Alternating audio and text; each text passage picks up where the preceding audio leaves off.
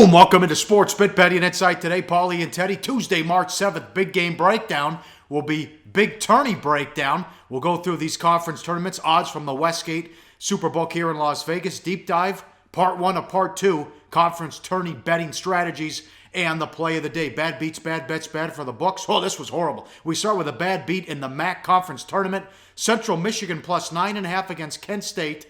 They lose 116 to 106 in overtime. Teddy, oh no, they led by 13 at the half. Yeah, I mean, that's not a bad beat. That's a moose. Get the picture. That's a moose up there. Yeah. You know, they never trailed by more than 4 in regulation. As you mentioned, they led by 13 at the break. They had a 3-point lead in overtime. You're plus 9.5. You're supposed to cash that ticket. My condolences to Chippewa backers last night. They had the wrong side of a brutal beat. Yeah, plenty of bad bets. Let's start in the NBA. The Magic, the reaction to the no Melo news, bet up to 3. They blow a big lead again. They lose 113 to 105, and they pounded the under too, Teddy. Yeah, I mean, look, without Melo, what does team offense look like? The Knicks had 7 players in double figures, 26 assists, and only 9 turnovers. Yeah, but Orlando, there's no home court advantage in Orlando. I can't imagine. They're a team I have no interest in laying points with, and I'm surprised the markets did last night. They were wrong. All right, and look at this. Who's got the best record in the NBA since the middle of January? The Miami Heat. They go into Cleveland and win. They bet Cleveland up to 9.5. Everyone was thinking, okay, revenge, blown out. You'll get LeBron and Kyrie. Heat win by 8 on the road. Yeah, and nothing but Cleveland money. Again, this game bet from 8 to 9.5. And LeBron and Kyrie played, and they played a lot. If you remember, on yesterday's SportsBIT, we quoted how Tyronn Lue wanted to spare LeBron's minutes. So, what did Tyronn Lue do last night? Well, he had him out there for 38 minutes and 41 seconds in a game that the Cavs trailed by 20 in the fourth quarter, and never got closer than 8. Miami killed them. I mean, Miami was the better team in both meetings. Bettors did get some back. There was a move on the under. 217 down to 214.5. Looked like a dead nuts over at halftime, but both the pace and the shooting percentages went way down after the break. I guess it was fun while it lasted with Bogut, huh? Fun while it lasted? How long did it last? Yeah, I'm probably done for the year, I imagine. Yeah, exactly. It's fun while it lasted, being less than a game. Yeah, that's bad news there. Bad break, no pun intended. But, that's the one thing that could slow the Cavs down. It's crazy how many minutes that LeBron is playing after 6 straight finals appearances. Look at this. Memphis was laying 11 at home against the god-awful Nets. They were blown out. They got up 122 points at home to the Nets, who came in 10-51.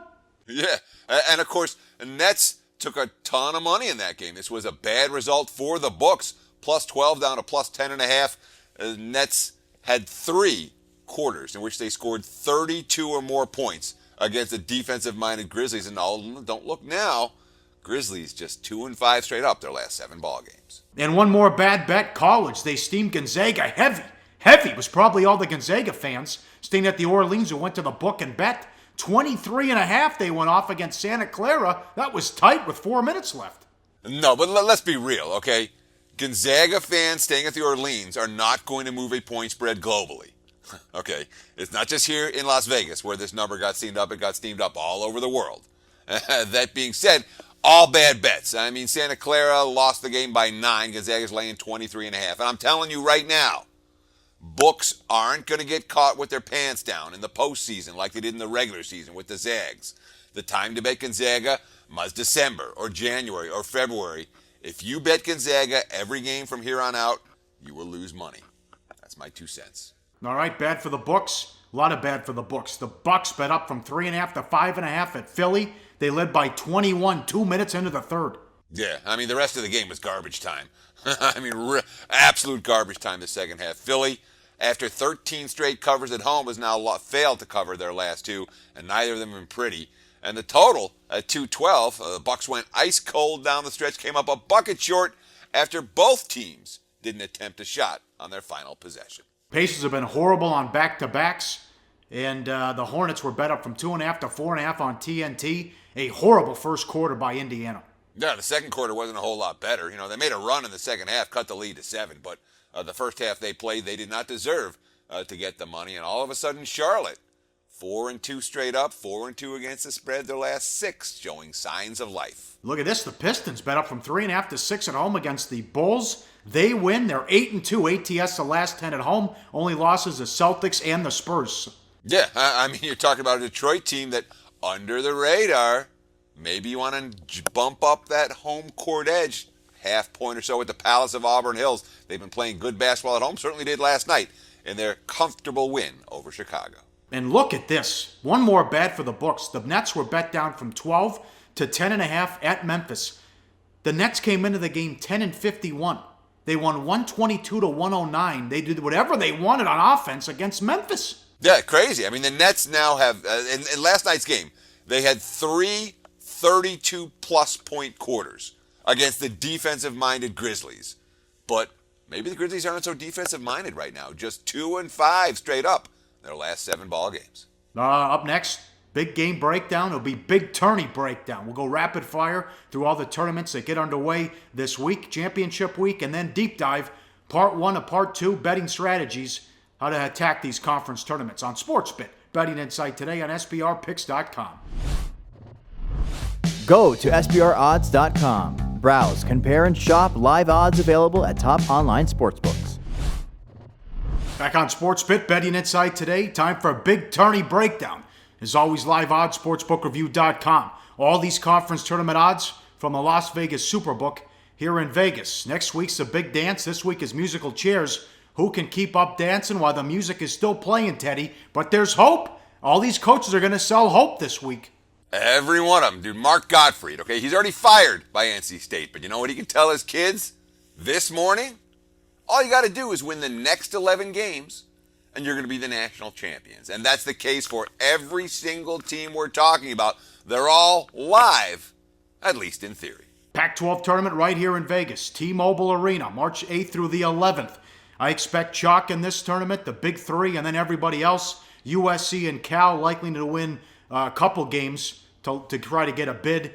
I think Cal needs to at least beat Oregon and win a couple games. They'll probably face Utah in the second round. Well, they will with a win. But a big edge here to Oregon, because remember, UCLA will take on Arizona likely in the semifinals. Oregon a small favorite. Where's the money coming in on this tournament? Basically, for this tournament, we haven't seen any money come in at all. And we got a ton of tournaments. There's money in all of them. This is the one tournament where the wise guys have said, yeah, I'm not seeing value. They haven't gotten involved. There's no court edge here for everyone. The Ducks will travel well. The Wildcats will travel well. The LA schools will travel well as well to Las Vegas. But I'm telling you, I don't disagree with your chalk assessment. You're saying Cal's got to win a couple of games. Let's see him win one game right now. Cal's not playing good basketball. USC, much more likely of the two to make a run, in my opinion. Yeah, that was a horrible road trip as they lost by 30 at Utah and then went to Colorado and got beat. Cal needs to play their way back on the bubble. Big Ten tournament, March 8th through the 12th in D.C. Purdue the favorite, maybe the weakest Big Ten field in years, Teddy. Well, I don't know, but from the advanced metrics don't like the Big Ten. I still look at Purdue and say this team can make a run. Wisconsin, as we saw, I don't know if Wisconsin's going to do a lot, but Minnesota, Maryland, maybe the Big Ten is kind of weak when you look at it in that regard. Because Michigan's not great. And look at where the money's come, okay? All the money for the Big Ten tournament has come in the long shots.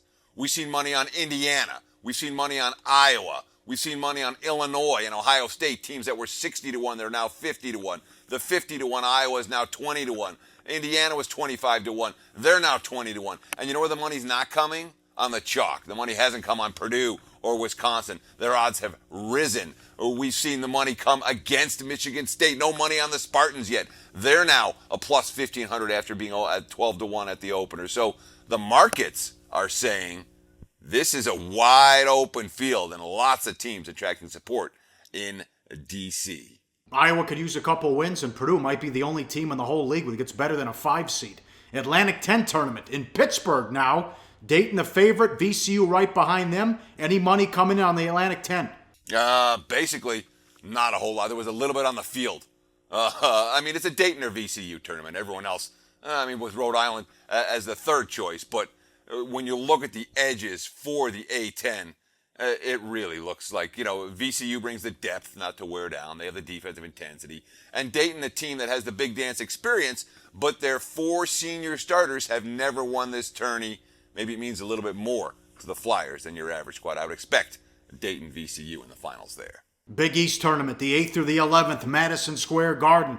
Villanova, the favorite, minus $2. They did not win this tournament last year. Remember that. Seton Hall got them, and they were swept by Butler, who's the second choice. What are they betting in the Big East, Teddy? Oh, the wise guys have been all over Villanova. In fact, I don't know if they've taken a bet on another school. Nova now a 2-1 chalk. You have to lay $2 to win 1 for Villanova to win the Big East tournament. And every other school, Butler, Creighton, Marquette, Xavier, Seton Hall, Providence, and Field, the Westgate Superbook has raised the numbers because they haven't attracted any betting attention. Wise guys love Nova in the Big East tourney. And of course, we're talking about court edges. A little edge for St. John's here playing at the Garden, just like there's a modest edge for Duquesne in the A-10 tournament that we talked about in Pittsburgh just a few moments ago. Big 12 tournament, Kansas City. Kansas the favorite, although I think they're better off losing early. They already have locked into a 1 seed. They could use the rest. Could we see some play here on some of the long shots? Well, that's what we said about Kansas when they went to Oklahoma State on Saturday. Yeah, they're better off resting, and they didn't. They played an incredible game. Feisty little team. And it's funny, this is another tournament like the Pac-12 tournament that has not seen much early action. The numbers have stayed pretty flat. There's been a little bit of money on Texas Tech, and Oklahoma, a team hasn't taken a bet. They're up to 80-1 now to win the Big 12 tournament here in Vegas. People not expecting much from a Lon Kruger spot. Of course, Kansas, they do have some edge here when it comes to the court, and every team as they lose will sell their tickets to Kansas fans, assuming the Jayhawks are still in it. Yep, good point there. SEC tournament, Nashville, Kentucky, minus $1.10 to get it done. No one travels better than Kentucky fans. Well, that's just it. And when you look at the SEC and the history of this tournament, sure, it's in Nashville. You say, Vandy's going to have some edge. Nuh-uh. Every team that loses, the Kentucky fans buy their tickets right there and then.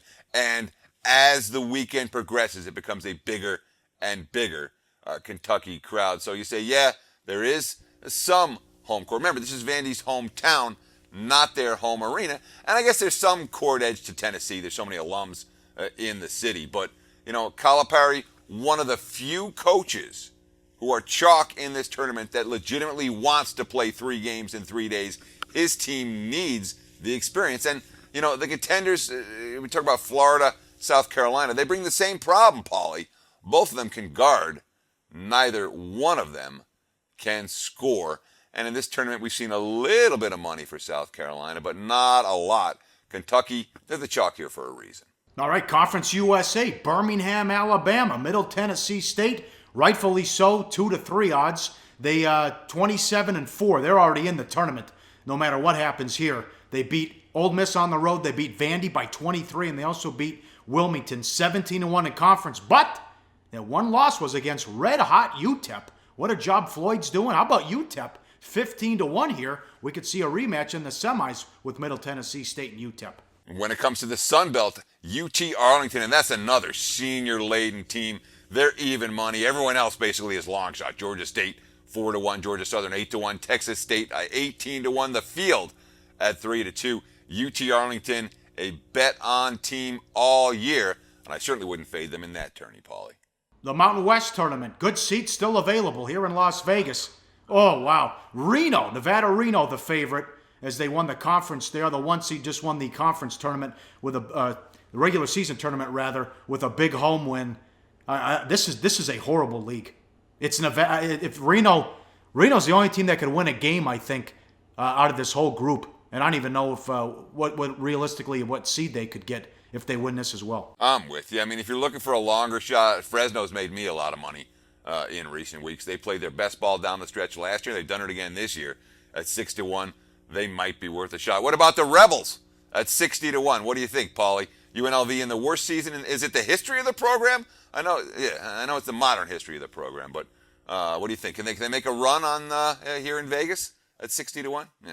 No, I would. They're the worst team in the league, last place. I would take the points if you're getting anywhere from 8. If you're getting at least 8 in the 6-11 game against San Diego State, take UNLV. San Diego State not excited to be in that game.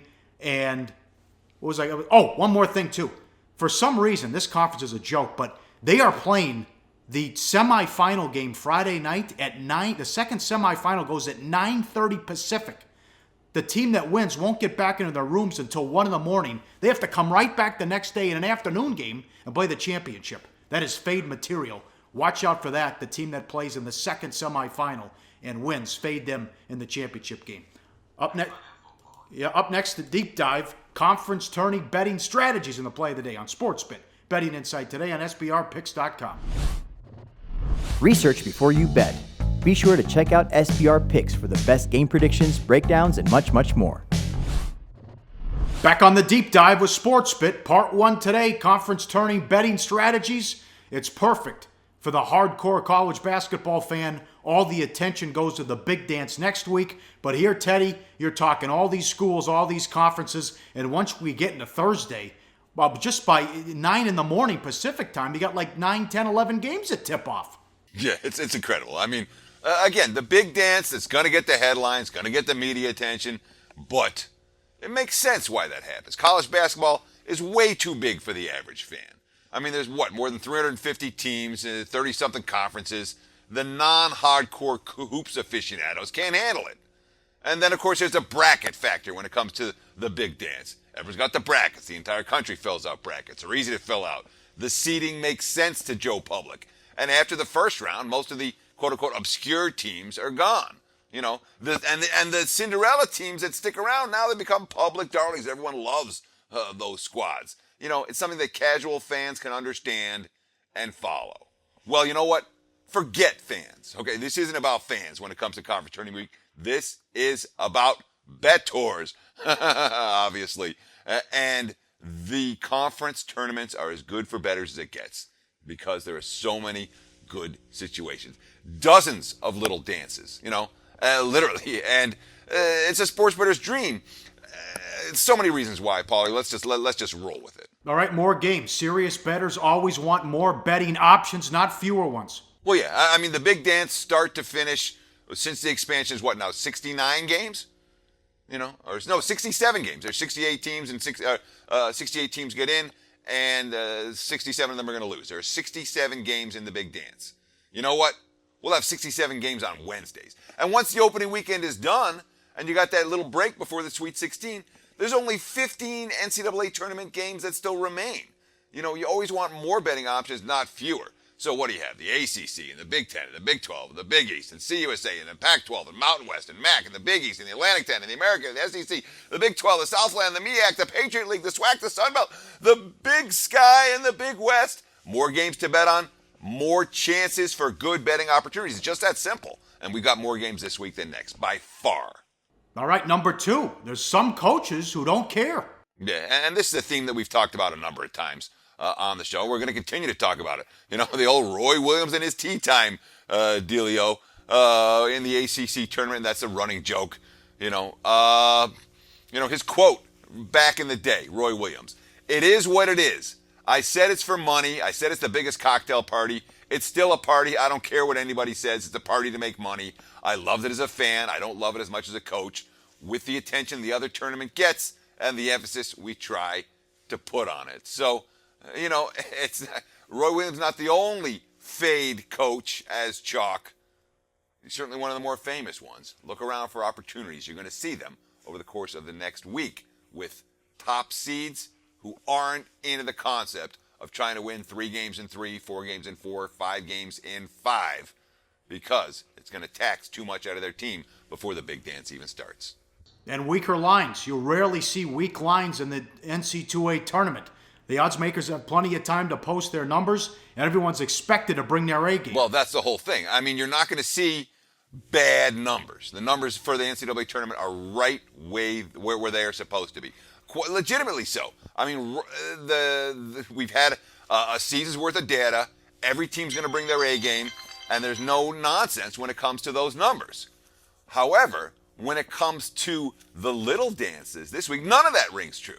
Okay? There are all kinds of matchups that are going to fall through the cracks. the odds makers have very limited time to go through the box scores from the previous day's games. And unlike the Thursday, Saturday, Friday, Sunday big dance schedule, conference tournaments, Kearney's, it's boom, boom, boom. You're tipping off 24-hour cycles. So everything is rushed, and that means you're going to find weaker numbers to bet into.